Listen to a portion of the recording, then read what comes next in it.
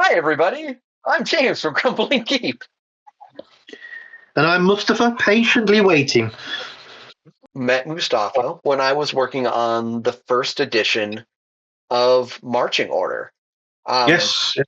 Yeah, I had this idea for a game. I had written it, and I had seen your work on Twitter before, back in the glory days of Twitter, before it is what it is now. And I remember when I seen your work, and my thought was, I want to contact this guy to commission some art for a game yet, and I just haven't made that game. And so I didn't know what it was going to be, but then we were doing Marching Order. I was like, this is it. And yeah, I was kind of nervous to send the first message. I was like, oh man, this guy's stuff is so cool. And you were just like super chill and excited to do it. And we've worked on a lot of stuff together since then. A lot of stuff. Yeah. I've got a feeling it was the murder hobo picture, maybe. Yeah, it very well might have been. Yeah. And there's a lot of it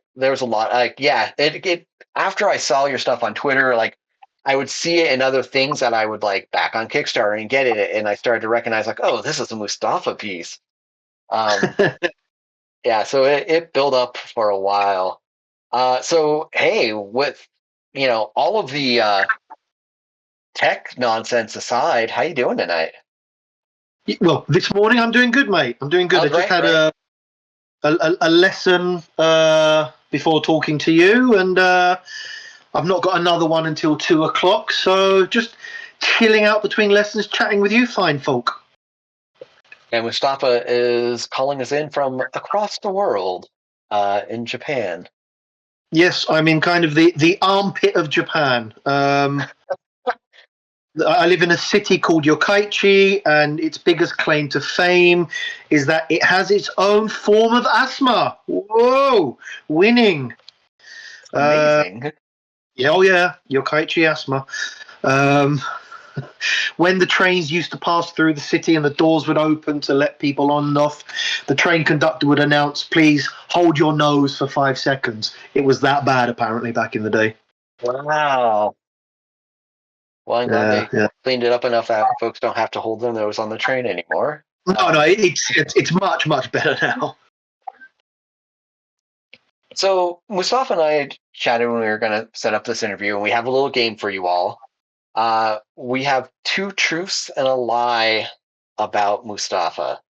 And so Mustafa's going to tell you 2 truths and a lie, and we're going to all see if you can guess which one the lie is.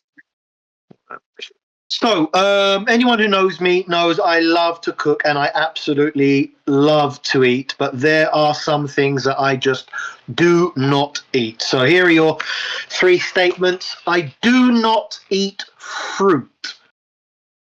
No fruit at all. I do not eat eggs. No eggs at all.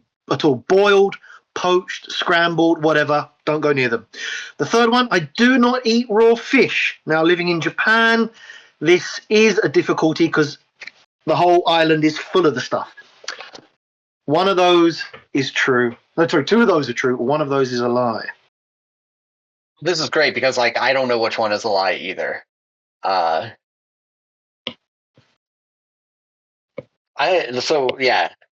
Let's see. What are folks going to guess? Like, I have my thoughts. Speaking of loving cooking, by the way, I made some pasta for dinner tonight. And oftentimes when I make pasta, like I make my own pasta, but I used some dried stuff tonight because, well, had all this going on. And it was a pasta shape created in 2021. It was like, I felt like I was eating the pinnacle of pasta technology. And I didn't know such a thing was possible.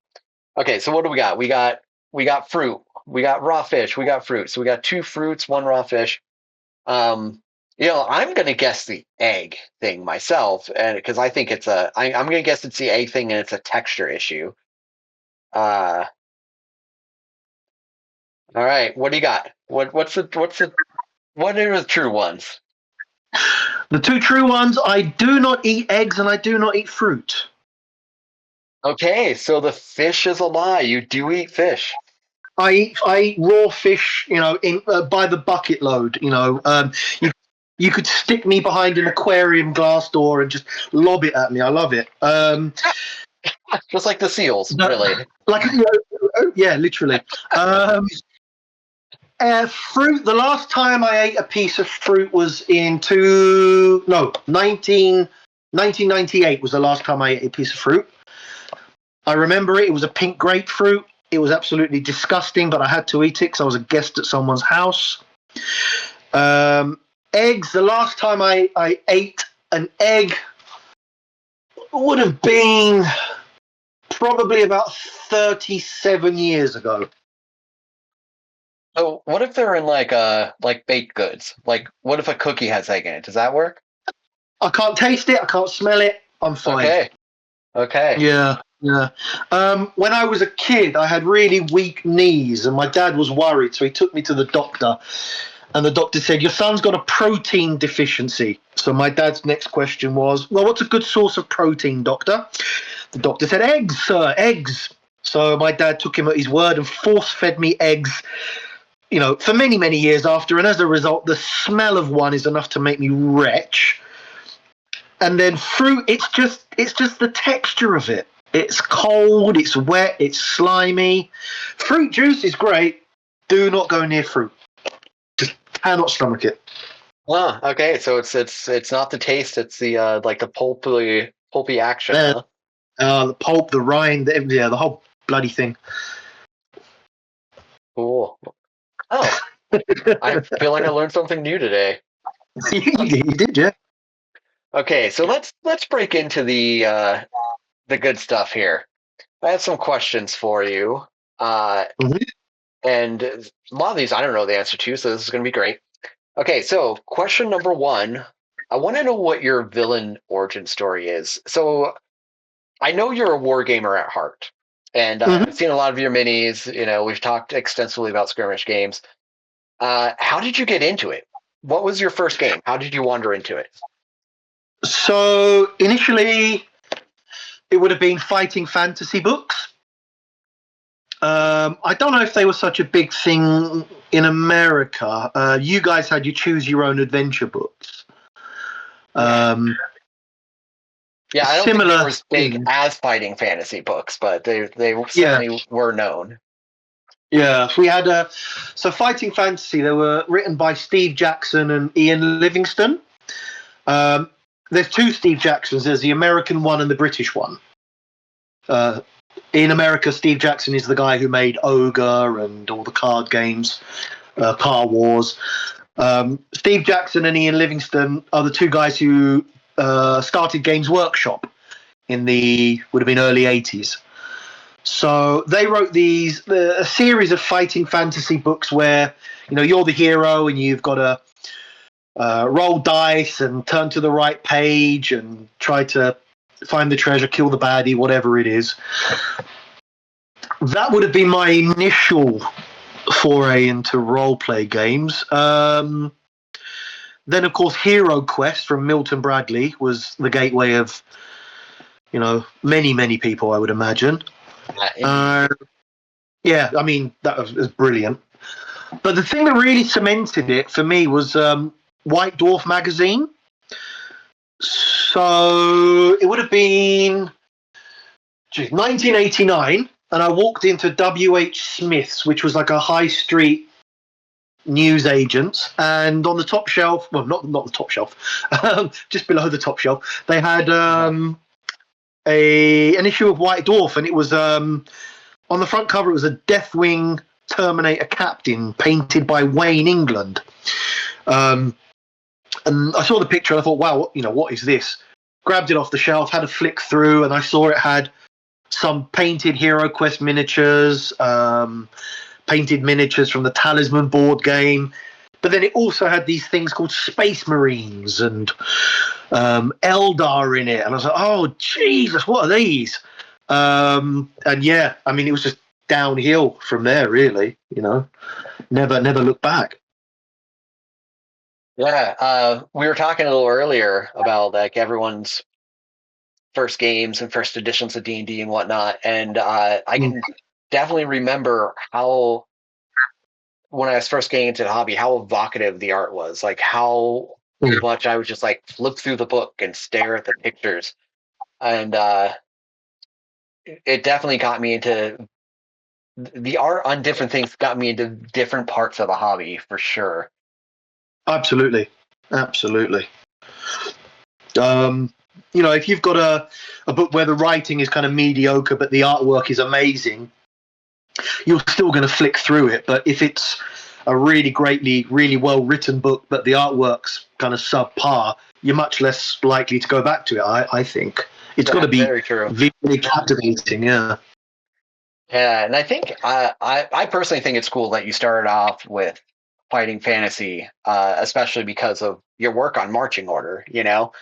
Kind of feels like a return to form a little bit because that was definitely Oh, for sure. one of the influences. Like I did choose your own adventure books, but it was like Warlock of Fire Mountain maybe was the first time that I realized like, oh, you can put dice into this. That was it. Warlock of Fire Top Mountain. That's the Yeah, one. that's it. Which So, they made a board game out of as well. oh really? Yeah. It's essentially the book in board game form. I think they kept the same mechanics and everything. Yeah, I guess if it's not broke, don't fix it, right? Yeah, well, there you go. Yeah.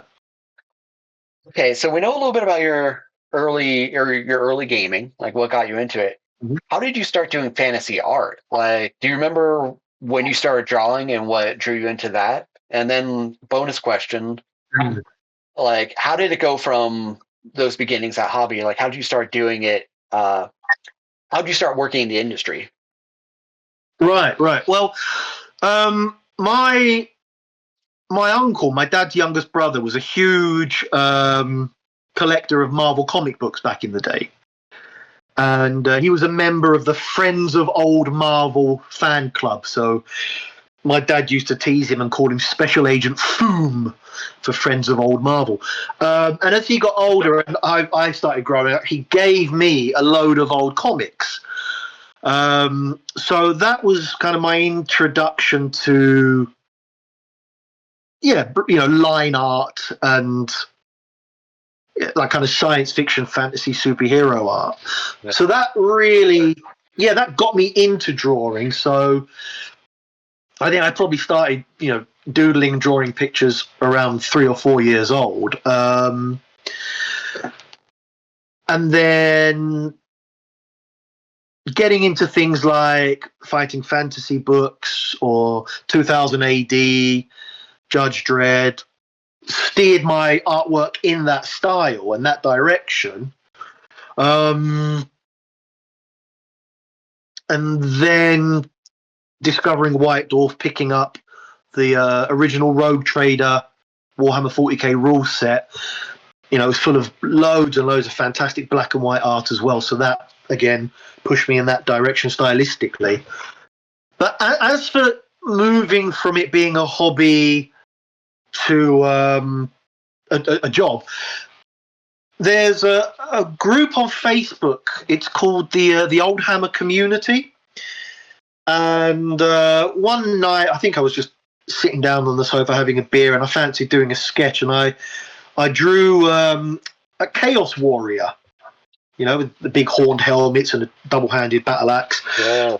And I post like the old Hero Quest miniatures of Chaos Warriors. Mm-hmm. And I posted it on the Old Hammer Community because I thought people might just enjoy the nostalgia kick.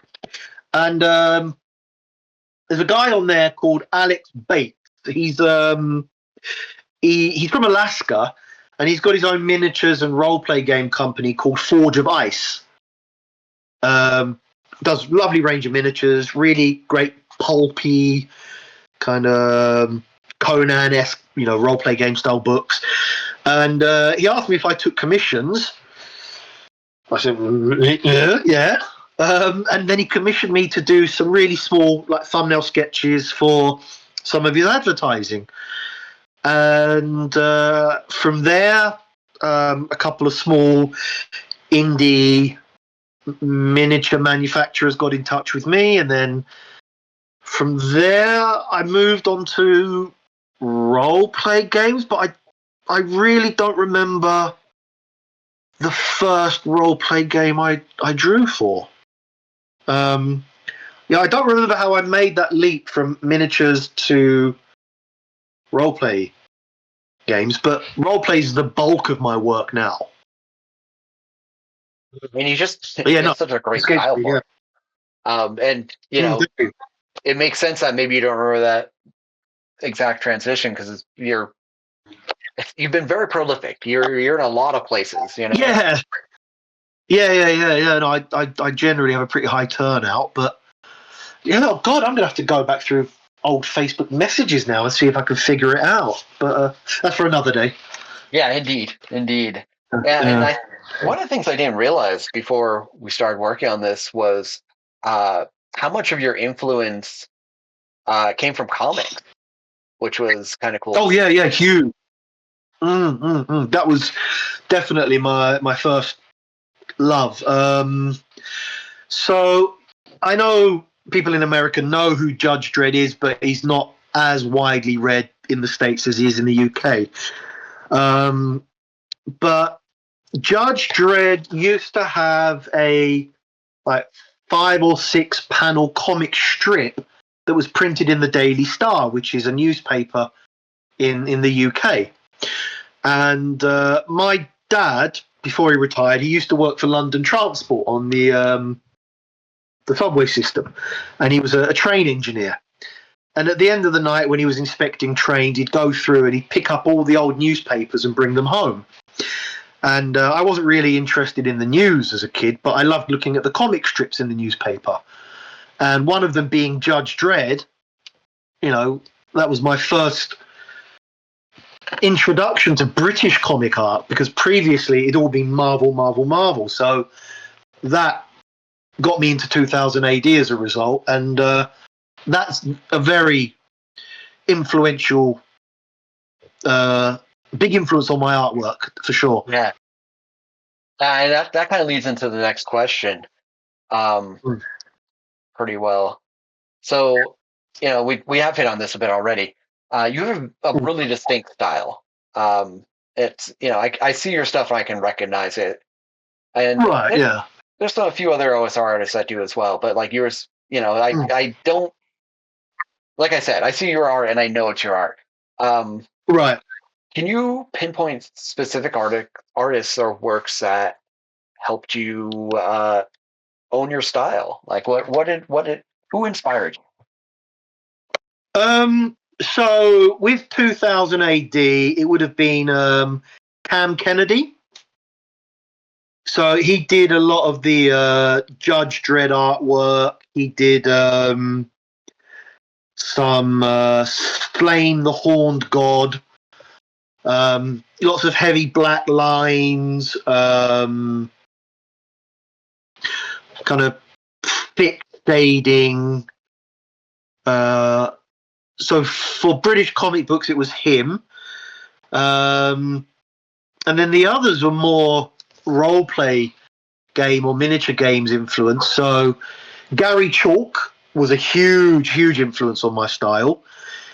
He did the Lone Wolf Choose Your Own Adventure books. He did a lot of the Warhammer Fantasy Battle 3rd edition artwork as well. Again, lots of very, heavy black and white work, thick lines. Carl Critchlow is a guy who did a lot of the artwork for the Rogue Trader book, like the center page spread, and it's got scenes from this kind of post-apocalyptic looking planet full of slave traders and orcs and miscreants. He did that. But I'd say from gaming, the biggest influence was a guy called Pete Nifton. He did all the artwork, or the lion's share of the artwork for the 2nd edition Blood Bowl rulebook.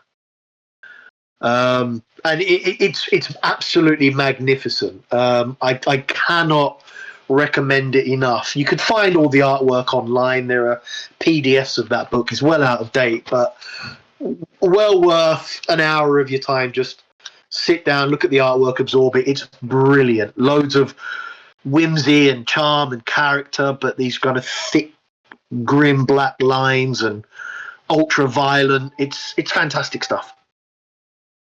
Amazing. Perhaps more than most things, like when I was looking through this art and we were talking about it, it made me really want to. When we had this conversation, it made me really want to read more UK comics because, like, I never really had I didn't read any Judge Dredd until after our last conversation. Oh yeah, which I have started now, and yeah, good stuff. Good stuff. brilliant stuff.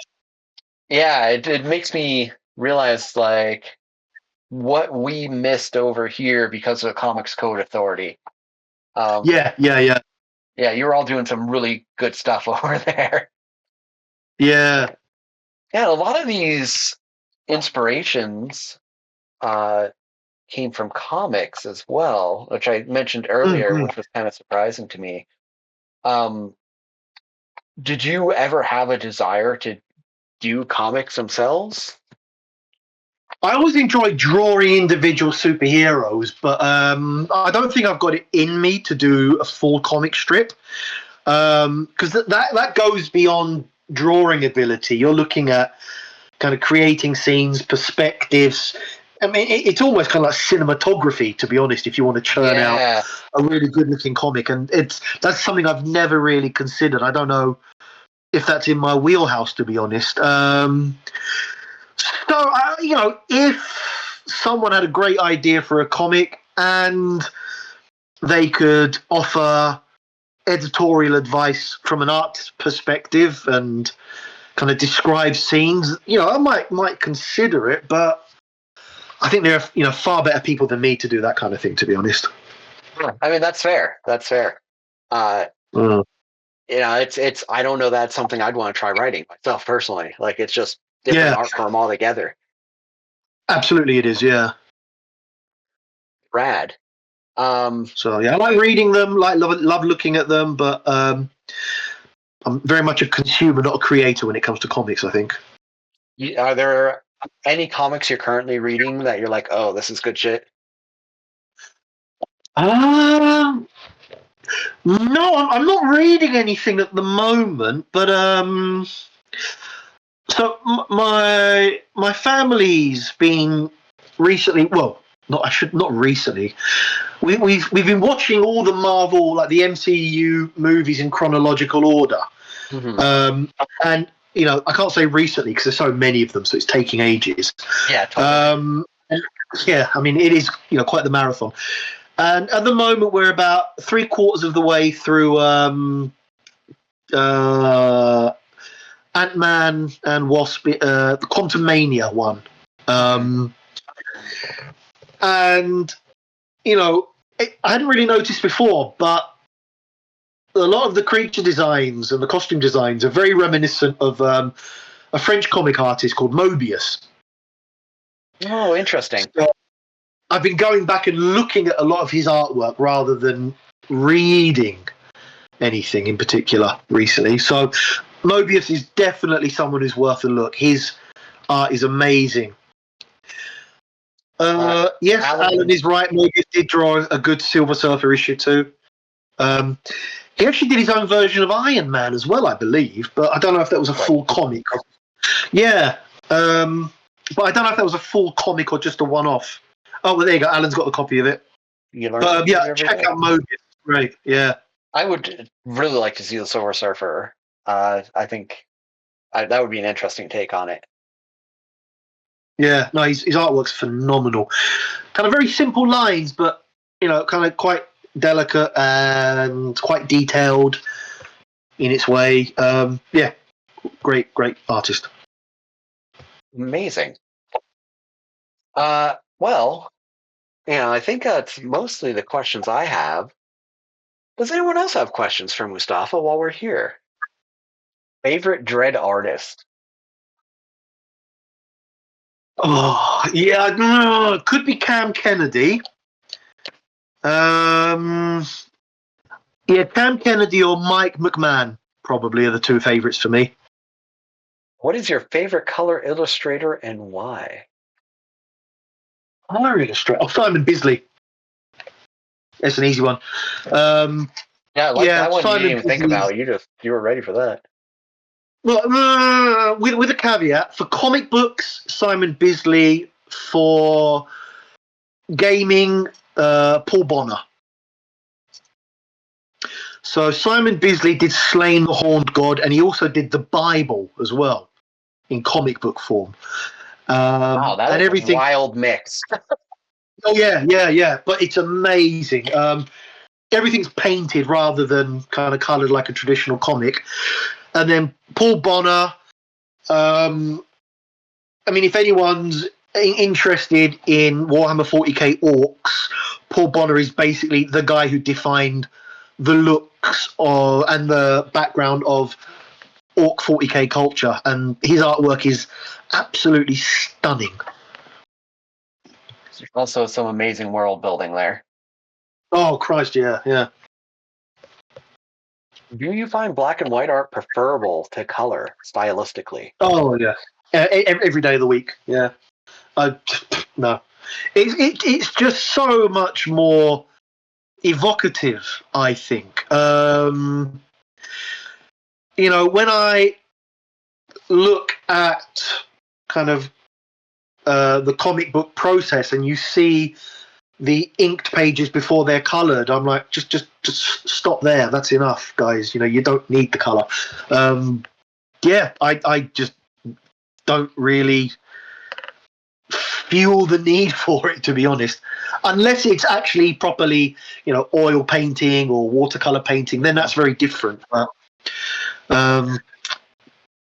colouring for comic books seems like an afterthought to me, honestly. Do you feel there's like a lot of times where it's especially when I see an artist who works mostly in black and white, and then I see them do color, that it doesn't feel right. Like it almost seems like it's subtracting from something. And I am not as smart in the way of art, so I don't know that I can speak about it intelligently, but it just feels wrong. It doesn't. It feels cheaper. No, I know what you mean. There's a famous there was an artist called Russ Nicholson. He did a lot of fighting fantasy artwork and stuff, and predominantly black and white. And someone posted a picture of one of his coloured drawings, and I left a comment. I said, it's great because it's Russ Nicholson, but it's a bit jarring seeing his work in colour. Yeah. And then the immediate comment after was, something along the lines of, "Oh, sorry if you don't like it. I'll stay in my lane." And it was Russ Nicholson. And I was like, "Oh, sorry." I'll stay. So yeah, I gave up commenting after that. But yes, the point is, it just doesn't quite look like it should look. So it's something a bit jarring about it. So, do you draw to music or quiet?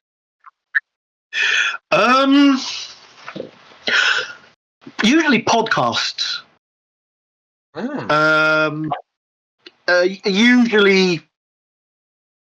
Usually the news or something political, so I can kind of kill two birds with one stone, find out what's going on in the world while drawing. Because these days my time is at a bit of a premium. I'm kind of balancing many plates at once, so I try to do two things multitask. That's what I try to do. Yeah, I do appreciate podcasts for that. Whenever I'm doing something that I don't have to create words, like the moment I have to create words, it goes out the window. Yeah. If I have to write, I can't listen and do that. But yeah. Been catching up on. I mean, I have tried. Oh no, go ahead. Yeah, well, I mean, I've tried sticking on movies in the background while drawing, and I end up kind of looking up from what I'm doing. So it kind of kills the flow. Mm-hmm. So yeah, podcast while I'm drawing, podcast while I'm cooking. Tried watching a movie while cooking and cut my finger with a knife, so gave that up. So yeah, podcast. Yeah. Do you find black and white easier to draw than color? Yeah, because when I draw something, I do black and white, I do the shading, then I add the color after, so it does look like an afterthought. I'm not that knowledgeable about things like color theory and which colors go well with each other and whatnot, so it never looks as good, and I'm never happy with the colored stuff that I do. So when people ask me to do colored stuff, I reluctantly accept and kind of agonize over doing it. I think probably the most color stuff I've done was for Neon Lords of the Toxic Wasteland, A lot of color. which is it is that's the thing, and that one was quite easy because it's intentionally garish, so I don't have to be subtle about it. It needs to offend the eyes a little bit to be appropriate. Well, yes, And I say that in the best way possible. exactly. Oh God, yeah. I wave that offensive flag with full gusto because I want it to be, an assault on the eyeballs. Yeah, absolutely. And I think it's when we were kind of doing our first Bekir's Battlers, I don't, and I'm going to guess it was you, but I don't remember. Came up with the idea of doing a highlight color, just like a spot of color on the minis. Yeah, and I think that has worked out pretty well. I think, both for kind of like I'm happy with that. yeah, like visually identifying the sets, but also yeah, I think black and white with just like that spot of red or green or whatever just really kind of makes them pop a bit. I've got a sneaky feeling that might have been Brad that came up with that. Yeah, it's possible. He's got an eye for graphic design and whatnot. That's his kind of area. Yeah, that's really true. Certainly one that I don't. Yeah, and it was a great idea. I mean, because with black and white artwork in a book, you're looking at it so close, you can make out all the details. But once you've got something that big at arm's length, if it's black and white, you're kind of struggling to make it all out. So that little flash of color, that spot of color, really ties it all together, to be honest. Yeah, that was really smart. And he kind of took the lead on like usually figuring out the finger quotes background colors for each of the different sets. Yes. Yeah, also absolutely. found really pleasing, and also is like absolutely not my wheelhouse. So I'm glad he's doing that. And folks at this point are probably wondering, like, James, what are you doing for this project? And I'll say, don't worry about it. Someone needs to write the 5 words that go on the box. I'm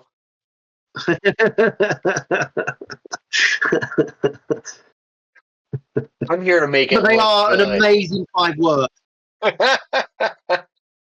The 5 best words ever. Yeah, so for folks that missed it, speaking of Bekir's Battlers, we do have our 2 newest sets coming to Kickstarter soon. And I'm going to throw some pictures in the chat here of those. We got Orcs and Dwarves. Yeah, thus far we've been pretty intentional about picking which sets we do. There has been a running theme that very few people know about, and eventually it'll all come clear, I'm sure. But yeah, these guys are gorgeous. It's been tough for me to kind of pick, but I think my favorite one of the minis is the Dwarf kind of berserker with the 2 axes without the shirt. Like, I think there's a lot of good dwarves here. I think that one and the one in the upper left, the one that's like the kind of looks like it's fresh off the step archer. But then also the orc shaman is also pretty fantastic. Like, yeah, I've been looking at these images for a while now. We've been kind of getting this set ready for a while, and I've just been like salivating, ready to get them done. Yeah, I think my favorite one is probably the archer with the big bushy moustache and the kind of man bun. Yeah, that's a good one. That is my second favorite dwarf, definitely. Yeah. And yeah, let me put And then a for the link. Oh, I'm sorry. Go ahead. the orcs. The orcs. I don't know who I like for the orcs, to be honest. No, can't choose. Well, I won't make you, but I'm going to throw a link in the chat for anyone who wants to check out the Kickstarter. It's going to be linking next week. And so also, as we're kind of getting closer to wrapping this up, I do have some things for you here. I told folks that showed up that I would have a thing for them, and that is true. I wrote a thing, and it was a weird idea I had, and I haven't really seen it anywhere yet. So again, if anyone has seen anything like this out there, let me know. The original mechanic of it is based on Goblin Henchman's Hex Flower, so that is not unique to me. That is absolutely all credit due to him. But in any case, the thing I'm talking about, the coolest thing about it is it actually gets better if you grab the newest set of Bekir's Battlers. So I created an adventure. It's fantasy, like system neutral, definitely best for like old school play. But if it's a system that has orcs in it, you're probably going to be good to go. The monsters aren't really hard to find in like pretty much any edition of D&D at least, and probably a lot of other fantasy games. And it's going to work for you as long as you have a deck of cards. So the idea behind it is the deranged orcish murderer, One-Eyed Nurig, has captured a family of peaceful elves. Can the PCs find him before he kills them all? The hex map has like a scant few locations in it, but Nurig is where the magic comes in. So he's on the move. He's going from hex to hex as the PCs chase him. And there's a little hex flower that makes decisions as to what he does. And that's the part that came from Goblin's Henchman. So it's kind of like it automates this NPC along with the card decks in a way that like random tables can't. And I think it's the type of thing that you'll probably have to just see before it happens.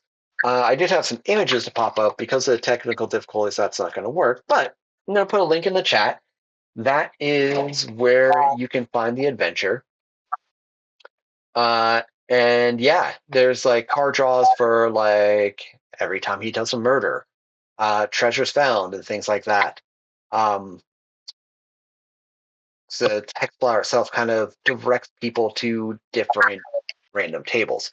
So the cool thing, though, is One-Eyed Nurig is actually based on one of the new wooden orc minis we're putting out. Plus, two of the dwarves in the set make an appearance in an adventure as well. So yeah, it's going to play really well with these new sets. And if you need player characters, you can just grab the heroes of your set that we put out as well, which has the classic D&D kids all grown up. So the second thing that's worth knowing is during the campaign for early backers, we're going to be giving away a free mini. A few weeks ago, folks voted for which mini they'd like to get for free. We do have a winner, but here's the thing. It's only going to last for a few days. We're only going to get it for early backers. We're just doing a limited supply of these folks. So it's the type of thing like you're going to want to back early for this to get it. What is that mini? I'm not going to tell you yet. We're going to reveal that in just a few days. But without giving anything away, I will say that it was the one I chose and was hoping for, so I'm pretty stoked. And I'll definitely be getting one. So yeah, we got a link to One-Eyed Nurig in the chat. We got a link to the Kickstarter. You should come check out both of those things, grab the adventure, follow the campaign, tell people about the campaign. That would be great. And again, I want to thank everyone for joining with us tonight. Like we ran a little later than I planned to, but also we had a lot more technical difficulties than I planned on as well. Folks, have a great day /night/life. And again, thanks so much for joining us. I appreciate it. And next time, I promise at least 10% less technical difficulties. Just 10%. Well, come on now. Come on now. I like to overpromise, underdeliver. It's fine. It's fine. It's the motto I live my life by. It's gotten me this far. All right, folks. Yeah. Have a great day.